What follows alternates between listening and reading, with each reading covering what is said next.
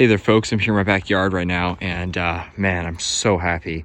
I was at Null's Produce. I don't know if you guys saw my other video, you can check that out. Null's Produce, located in western part of Alexandria, Virginia, here in the DC area. Great place with lots of hardy palms. They got like huge Washingtonia, pindos, giant Camerops, and amazing trackies. And I don't know about the other palms, but the trackies, the guy keeps them in pots, and like they're out like on display with the other plants, but they're his personal belongings, like they're his personal palms. They're not usually for sale.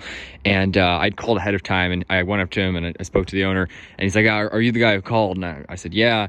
And he said they're not usually for sale. He's like, I have some smaller ones, and I was really interested in a bigger one because I already have some smaller windmill palms. Again, mine are tiny, obviously.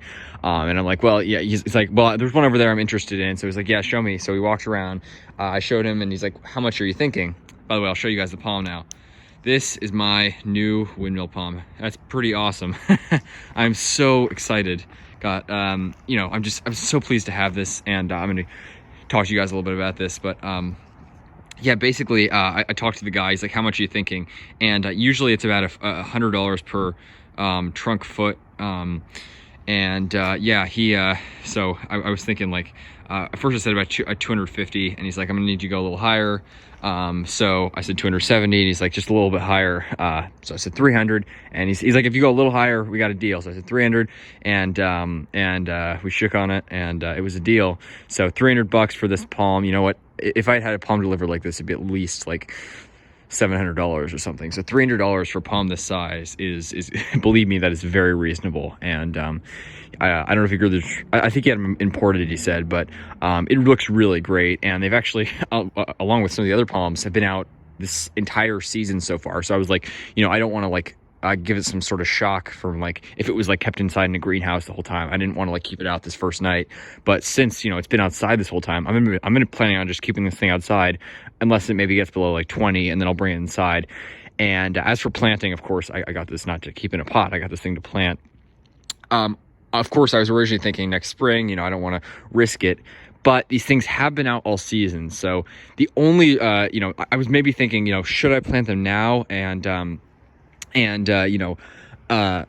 maybe protect it if it gets really cold, because they have been out in these pots and they're less hardy in pots. They've been out in these pots all what was I gonna say, all season. So yeah, I'm still thinking next spring. I don't know, let me know what you guys think, if you think that I could somehow plant them now, because I would, I think it looks super cool to get in the ground. But to be safe, I'll probably just do what I did with my Camerops last year, and just keep it in a pot until next spring. But if you guys think maybe I could plant it now, yeah, I'm still debating. But the smart thing to do, probably just wait till next spring. But it was cool to see that they had it outside in a pot this whole time, so it's already had some adjusting, and it doesn't have to go into like a shock mode if I keep it outside. So I'm gonna be keeping it outside, as long as it stays above 20 in this pot, and then obviously it goes in the ground. It's gonna have to endure those cold temperatures, and I'll give it some protection. But just a magnificent palm, and this thing is really with the pot included, this thing is, just about I don't know, 6.5 feet or something. Just gorgeous, and it's got these beautiful fronds. And I had to really jam it in the car. It wasn't that hard to fit, but it was actually sort of, it just barely fit. I had to sort of smash some of the fronds in there a little bit. You can see these ones are a little bent from going like in the side, getting smashed there. But I think it looks great, and I'm glad I got it out.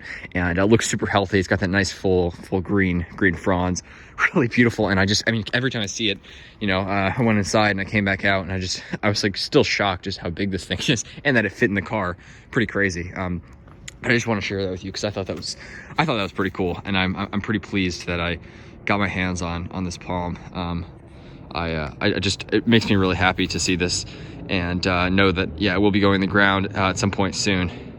So all right folks, thanks for watching. Stay tuned for more videos. Have a good one, and take care. I hope you guys enjoy the hardy palms, and if you guys are in the DC area, check out Null's Produce. It's a great place, and really wonderful place. I highly recommend visiting, and I'm really excited for this palm. So let me know what you guys are thinking in terms of best time to plant it.